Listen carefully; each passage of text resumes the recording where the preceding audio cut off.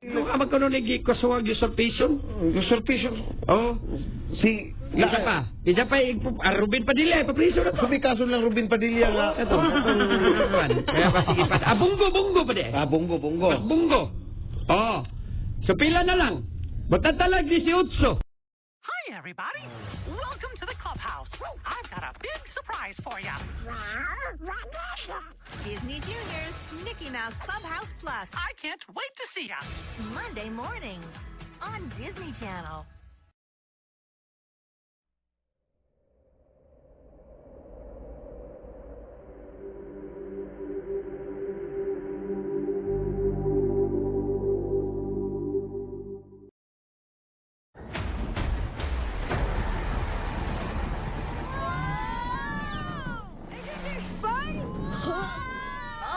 I think I'm more of a land mammal.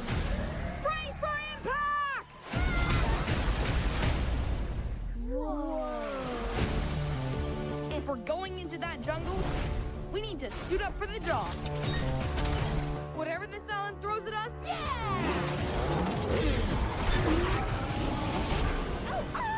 we'll be prepared.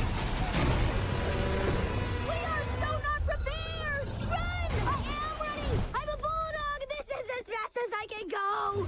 This summer, Dino Island is the greatest discovery in the world. I'm Rex. Why don't you let me show you around? Yeah! Welcome to my home sweet home. Whoa! It doesn't have a big screen TV or Wi-Fi. Ah, That's just my iCloud. He's always watching.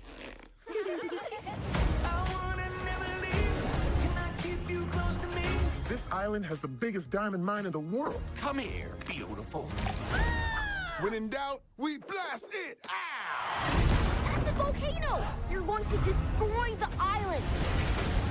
We need all the help we can get!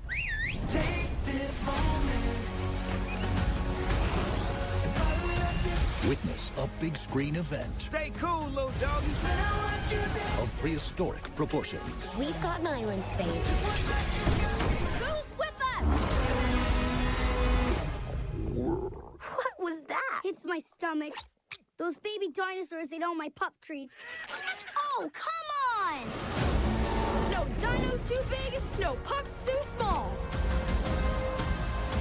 I can do this. Paw Patrol, the Dino Movie. No fair! I want a dinosaur BFF. Best friends forever.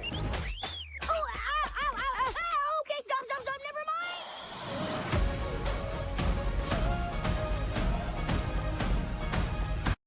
Ang mga tinututukang balita at istorya sa #1 newscast sa bansa. Hatid ng dekalibreng anchors at hosts ng GMA Integrated News. Mel Tiangco, Vicky Morales, Emil Sumangil. Kasama sina Iya, Kuya Kim, Martin, at ang buong puwersa ng GMA Integrated News. Team 24 Oras. Reporting for duty. Weeknight, 6:30 p.m. Mula Biyernes hanggang kahapon, hindi nabababa sa 30 luxury vehicle ang inimpound ng Land Transportation Office. Lahat ng ito ayon sa LTO, wala o paso na ang rehistro. 3 sa bawat 10 naman ang nahulihan ng walang lisensya ang nagmamaneho. Magtataka kayo, ang mahal-mahal na sasakyan, walang rehistro. Pangalawa, walang driver's license ang karamihan. Kaya po talagang ini-impound. Dahil impoundable offense ang pagmamaneho ng sasakyang paso ang rehistro, walang ibang sunod na hakbang ang mga may-ari ng mga sasakyan kundi ayusin sa LTO ang mga papeles ng kanilang mga sasakyan bago mabawi ito. Wala namang sasakyang pag-aari ng politiko o celebrity sa mga hinuli nitong weekend. Puro pribadong individual ito, kabilang ang isang minamaneho ng isang Chinese at isang dala ng isang Estonian. 3 naman sa mga nahuli ang isinasa ilalim sa mas masusing verifikasyon para malaman kung smuggled o hindi. Lahat po ito unregistered at karamihan po dito wala po silang daladalang kopya ng papel nila ng sasakyan. May gadget kami, computer kami dala, so alam namin ho eh. Palaisipan daw sa LTO ang dami ng mga nahuhuling luxury vehicle na wala o paso na ang rehistro. Nilinaw din ng LTO na wala silang espesyal na operasyon laban sa mga luxury vehicle. Bahagi lang nila ito ng regular nilang operasyon. Pero hindi maikakailang kumpara ngayon, maraming enforcer ang ilang sa mga mamahaling sasakyan dahil sa posibilidad na makasita ng politiko. Dati, hindi striktong nai-enforce yung batas. Takot sila na tanungin kasi minsan syempre may mga kilalang tao.